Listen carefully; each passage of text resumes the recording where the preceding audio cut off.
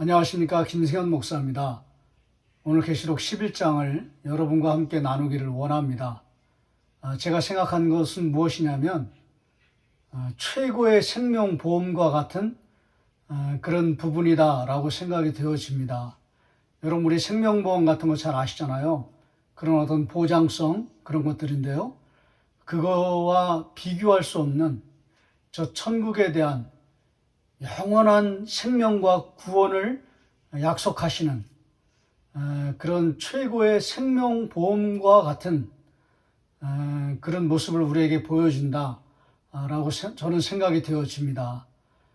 성전을 측량하는 것을 통하여서 또 두 증인의 이야기를 통하여서 하나님께서 오늘 저와 여러분에게 무엇을 말씀하시는가를 잠잠히 찾아가 보기를 원합니다. 먼저 이제 성전을 측량하라는 그런 이야기가 나옵니다. 갈대 지팡이라고 되어 있는데요. 요즘 말로 하면 이제 줄자 같은 것입니다. 그런 것으로 성전을 측량하고 그 다음에 그 안에 예배하는 사람들, 한마디로 말하면 교회 공동체입니다. 교회 공동체를 측량하라, 그런 뜻입니다. 그것은 뭐냐면 여기서 말하는 측량은 모든 학자들이 다 똑같이 그렇게 해석을 해놨습니다. 고민할 필요가 없습니다. 그것은 무엇이냐면 교회 공동체를 보호해 주신다, 안전하게 지켜주신다 라는 것입니다.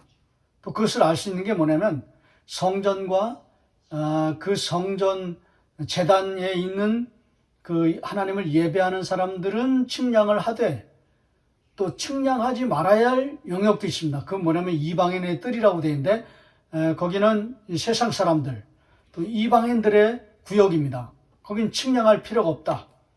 거기는 어차피 세상 사람들에 의해서 짓밟힘을 당하는 곳이기 때문에 거기는 측량하지 말아라.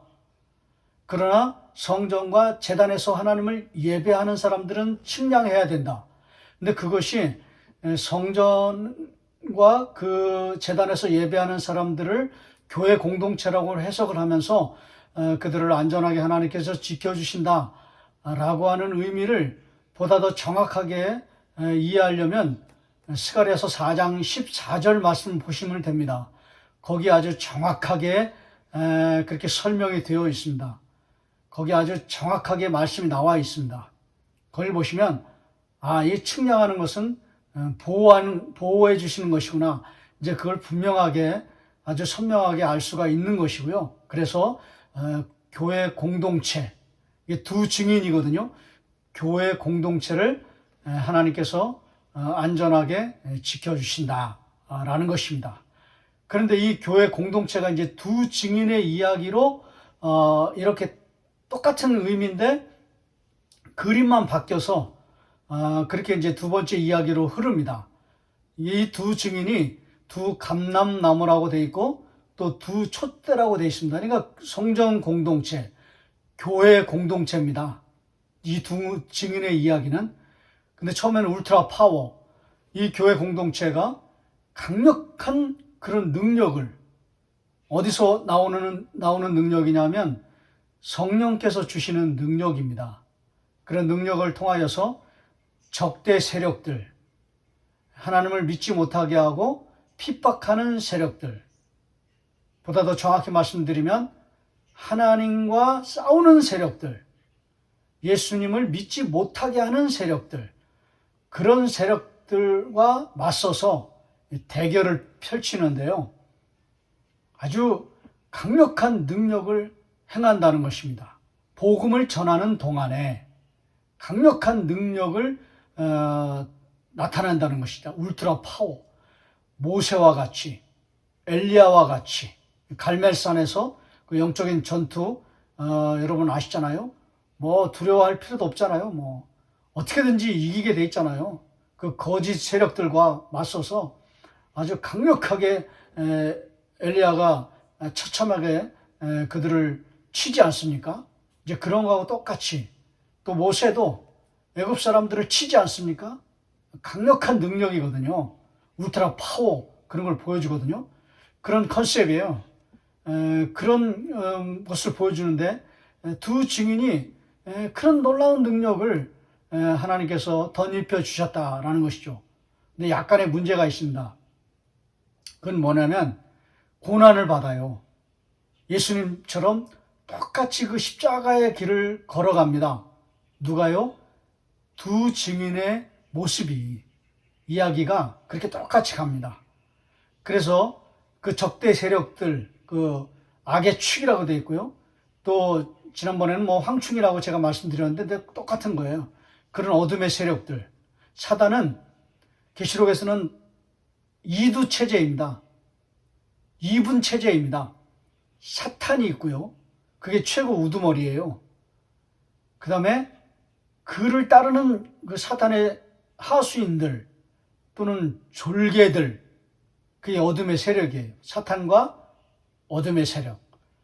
어떤 분은 이제 거짓 선지자 이렇게 해가지고 사탄의 그 삼위일체, 그 거짓 삼위일체, 우리 거룩한 삼위일체, 성삼위 하나님을 이제 거짓됨으로 표방해 나간다 이렇게 해석을 해놨는데 저는 그냥 이두 체제인 것 같아요. 제가 볼 때는 사단과 그 졸개들, 사단과 어둠의 세력들. 그런데 그 세력들이 이 두 증인의 이야기를 그냥 두지 않습니다. 조롱을 하고 막 핍박을 가하고 어떻게든지 예수 못 믿게 하려고 그렇게 막 박해를 가합니다. 그래서 두 증인이 고난을 당하다가 죽습니다. 똑같아요. 예수님의 그 십자가의 길을 가야 되기 때문에. 그래서 죽어요. 그래서 이 어둠의 세력들이 막 그냥 난리가 났죠. 두 증인, 교회 공동체가 죽으니까 막 잔치를 벌이고요. 축하 파티를 벌이고요. 샴페인을 터뜨리고요. 선물 교환식도 한다고 되어 있습니다. 제가 자막으로 띄워드릴게요. 11장에 그런 부분이 분명히 나옵니다. 그래가지고 막 잔치를 벌이고 그 사람들의 그 사탄의 발렌타인데이 같은 거죠. 그런 축제를 벌입니다. 샴페인을 막 터뜨리고요. 그러나 그건 잠시예요. 저는 이렇게 해석을 했습니다. 스쳐 지나가는 바람 같은 고난. 그 시간이 끝났어요.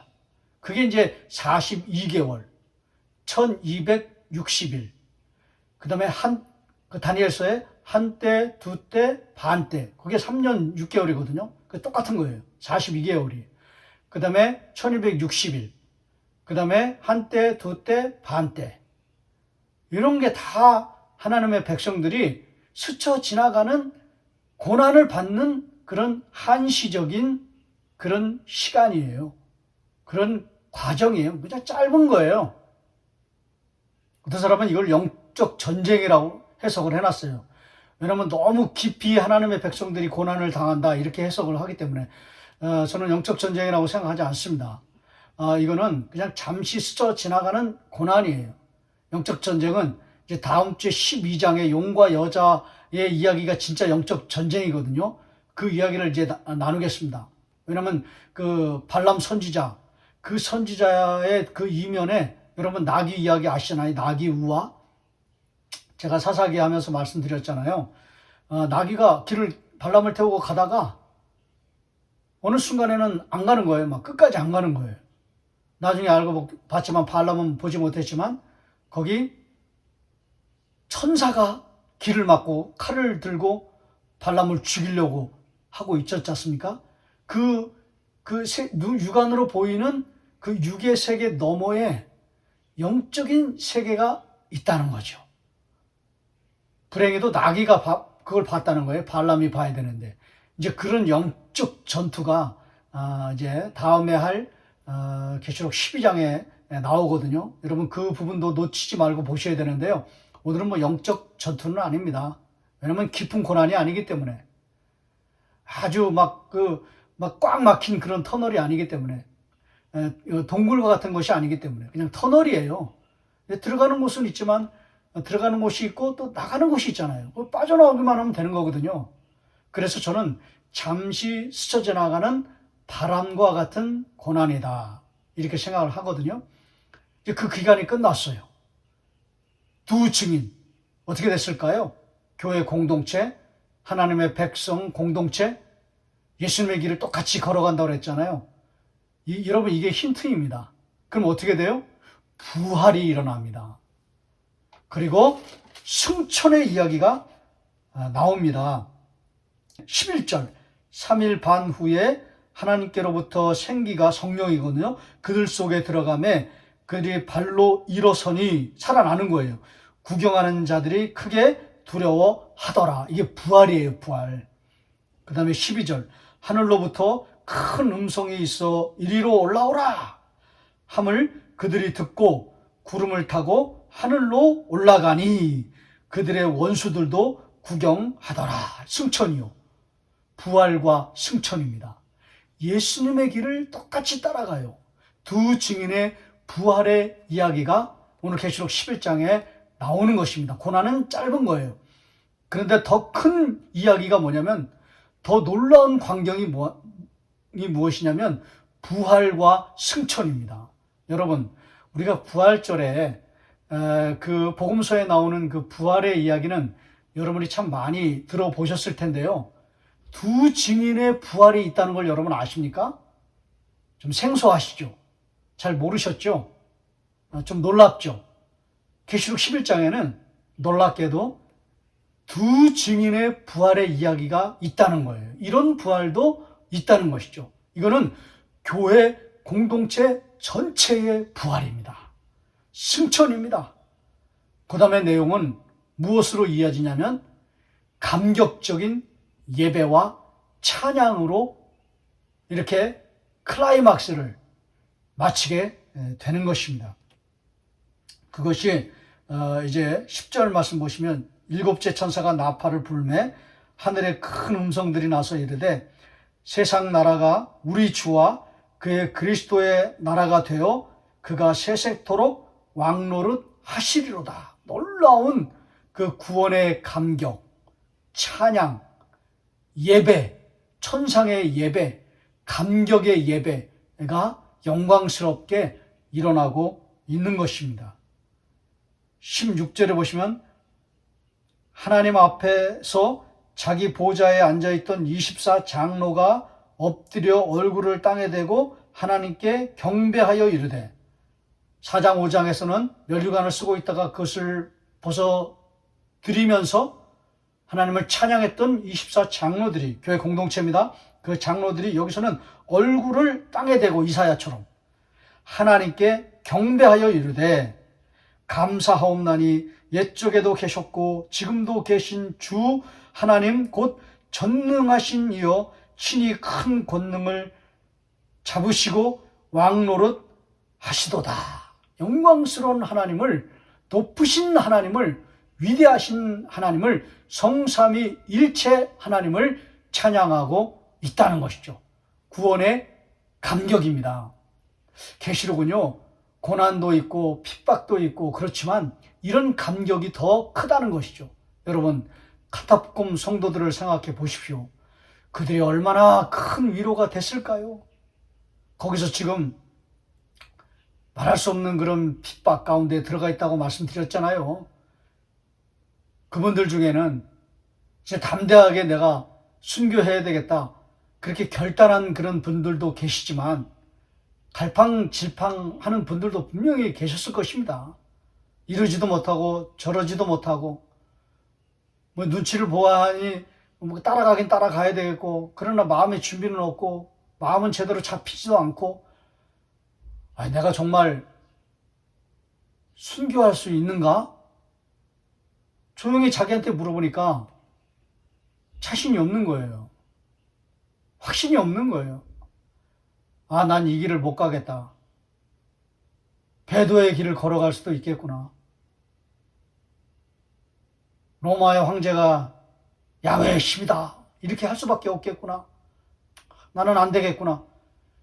그렇게 참 낙심하고 참 믿음 없음을 한탄하면서 고통 가운데 있는 사람들도 아마 꽤 됐을 것입니다.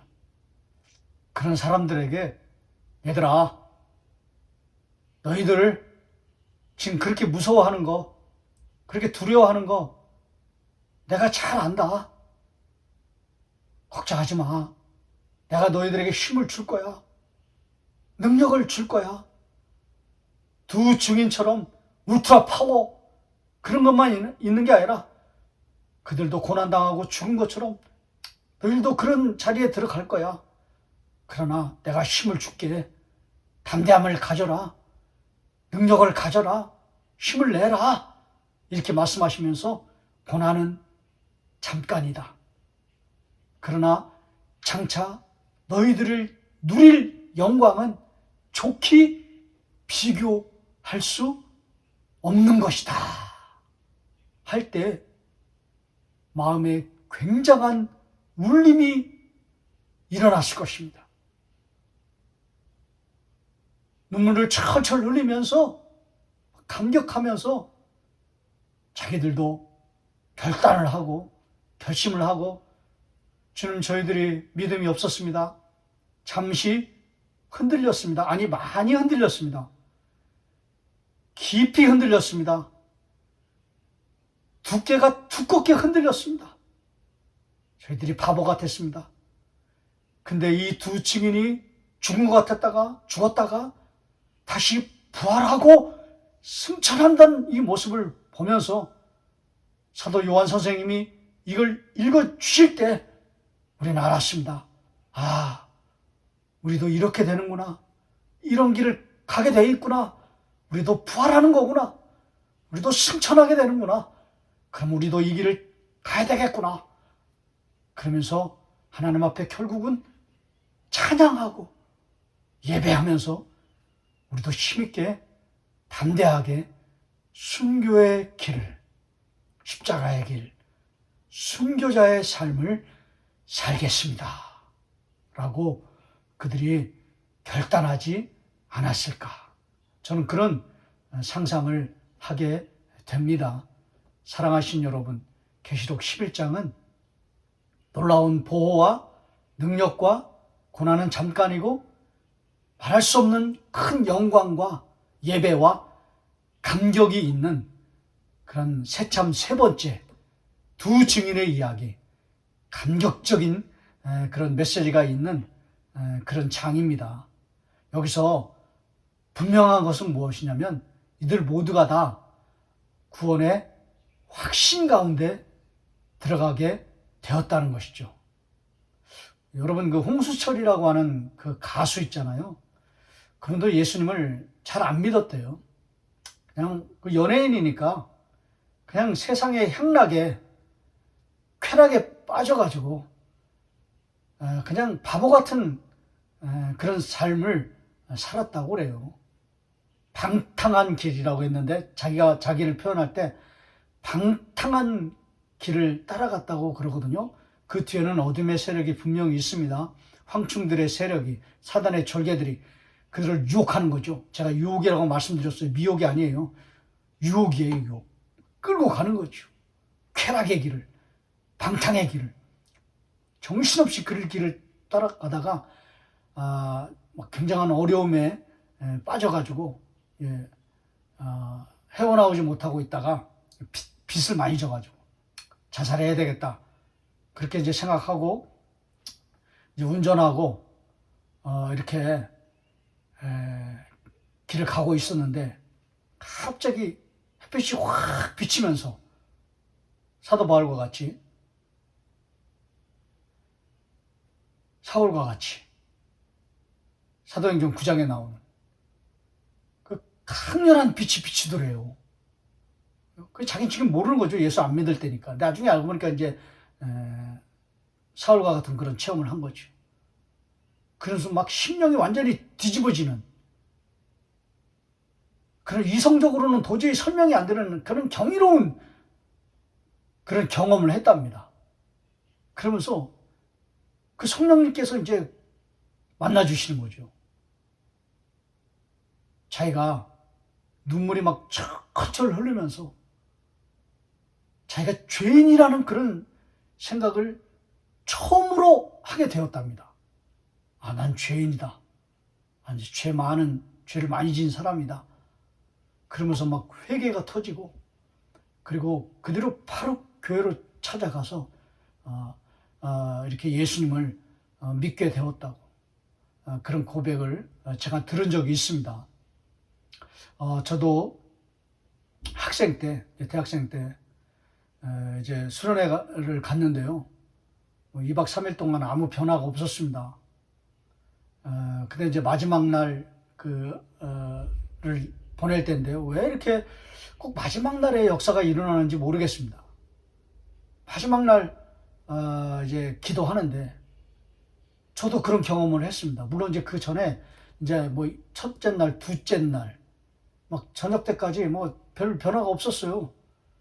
근데 막 가슴을 치면서 막 예수님 만난 사람들 보면 그렇게 부러웠거든요. 그리고 막 그런 형이 저한테 찾아와가지고 내가 너를 위해서 기도해 주겠다고. 그렇게 기도를 이제 손붙잡고 기도하는데 오후 시간에, 둘째 날 오후 시간에 주여 저는 죄인입니다. 지금도 기억해요. 주여 저는 죄인입니다. 내가 죄인입니다. 그렇게 기도를 하는 거예요. 그렇게 시작하는 거예요. 왜 자기가 죄인이라고 그렇게 말을 하지? 나는 그게 잘 느껴지지 않는데, 피부에 와닿지 않는데, 죄는 내가 더 많이 줬을 텐데, 자기가 죄인이라고 그렇게 말하는데, 야, 저런 고백이 저렇게 쉽게 나오는가? 잘 믿어지지 않는데, 막 그러고 있을 때거든요. 그랬는데, 이상한 기도를 하고 있다, 이제 그렇게 생각했거든요. 도를 넘는다, 이렇게 생각했죠. 어떤 이성의 상식의 세계를 뛰어넘는다, 이렇게 생각을 했던 거예요, 저는요. 좀 이해는 안 된다, 이제 그런 거죠. 그리고 이제 셋째 날 집회를 하는데, 저한테도 그게 찾아온 거예요. 처음으로 제가 느낀 거예요. 그게 구원의 감격이죠. 예수님을 만나는 때죠. 성령께서 오시는 시간이죠. 내가 죄인이라는 게 느껴지는 거예요. 비로소. 하늘을 봐도 눈물이 나오고, 나무를 봐도 눈물이 나오고, 나뭇잎 잎새 흔들리는 거 봐도 막 눈물이 나오고, 나 죄인이구나. 그렇게 제가 예수님을 만났던 대학교 때 그 기억이 납니다. 그러면서 막 하나님을 찬양하고 막 예배하고. 물론 이제 그때는 이제 방언은 받지 못했어요. 방언은 이제 나중에 받았거든요. 어쨌든 이제 방언은 받지 못했지만은 막 그래도 방언이 없어도요, 막 구원의 뜨거운 감격과 찬양 가운데 제가 들어가서 여기 24 장로들처럼 두 증인들처럼 그렇게 막 하나님을 찬양하는 것처럼 그렇게 해요. 그때는 막 대학생 때인데요. 교회에서 제가 사찰도 했다고 말씀드렸잖아요. 그러면서 막 자전거 타고 거의 뭐 서기처럼 목사님이 이제 금요일 날 원고를 탈고 하시면은 그분은 이제 손으로 꼭 쓰셨어요. 그걸 가지고 자전거 타고 이제 인쇄소에 넘겼거든요. 그 자영업자인데 굉장히 영세한 그런 곳이었어요. 그런 것을 넘기면 막 그분이 되게 싫어하셨어요. 맨날 그냥 마감 임박해서 그냥 원고를 준다고. 자기들도 좀 빨리 하고 쉬어야 되는데. 그런 핀잔 막 다 들으면서 그래도 기뻤어요. 그래도 감사했어요. 또 자전거 타고 막 찬양하면서 교회까지 오고. 교회 와서 막 계단 막 닦고 광내고. 점심 저녁 잘 먹지도 못하고 그냥 뭐 컵라면 라면 하나 그런 거를 이제 때울 때였는데요. 그래도 막 찬양하고 그러다가 지금도 잊지 못하는데 황권사님이라고 계세요. 이제 철야하는 시간인데 금요일 날 철야 시간이 아니고요. 이제 뭐 화요일 날이든지 목요일 예배가 없는 날 밤 9시에 이제 저는 기도하러 가면은 뭐 사찰이니까 기도하러 가면은 몸은 고단하고 피곤하죠. 그러면 이제 거기서 막 저는 이제 말씀을 주로 많이 받고요. 그 황권사님은 기도를 많이 하셨어요. 이제 그 고등학교 3학년 딸아이가 이제 입시생이었거든요. 그러면 막 하나님 우리 딸내미 위해서 기도합니다. 간절히 기도합니다. 하나님 원하시는 대학에 또 보내주시는데 정말 하나님 기도하오니 점수는 잘 안 되는데 하나님 은혜로 대학에만 꼭 갈 수 있도록 합격만 될 수 있도록 하나님 은혜를 주시옵소서. 그렇게 딱 저고 그 황권사님. 근데 그 황권사님도 그 기도 응답을 나중엔 받으셨어요. 그래서 그 딸내미가 대학을 합격을 했어요. 저는 그냥 말씀으로 하나님 말씀을 쭉 이렇게 읽을 때였는데 창세기부터 쭉 읽을 때였는데 하나님 저는 지금 말씀에 대해서 대학생이니까 아무것도 모르잖아요. 하나님 말씀을 너무 모르는데, 몰라도 너무 모르는데, 하나님이 말씀을 좀 읽을 때마다 하나님 제가 좀 깨달을 수 있는 은혜를 내려주십시오. 막 그럴 때, 그때 읽으면서 참 하나님께서 많이 좀 깨닫게 해주셔가지고, 저는 또 저대 나름대로 기도 응답을 또 받았습니다. 그 황권사님하고 저하고 막 어떨 때 막 무섭기도 하고 막 그래요. 창문이 막 흔들리면은 막 어우 이거 귀신 아닌가 막 부들부들 떨고 막 그땐 담대함이 없었으니까요. 그래도 막 찬양하고 그리고 막 그 예배하고 기도하고 말씀 보고 또 찬양하고 그때 참 구원의 감격이 막 넘쳐가지고 그랬던 기억이 납니다. 오늘 이와 같은 그런 계시록 11장의 이야기를 여러분과 함께 나누면서 구원의 확신을 가지시고 담대함을 가지시고 구원의 감격을 회복하시는 저와 여러분 되시기를 주의 이름으로 축원합니다.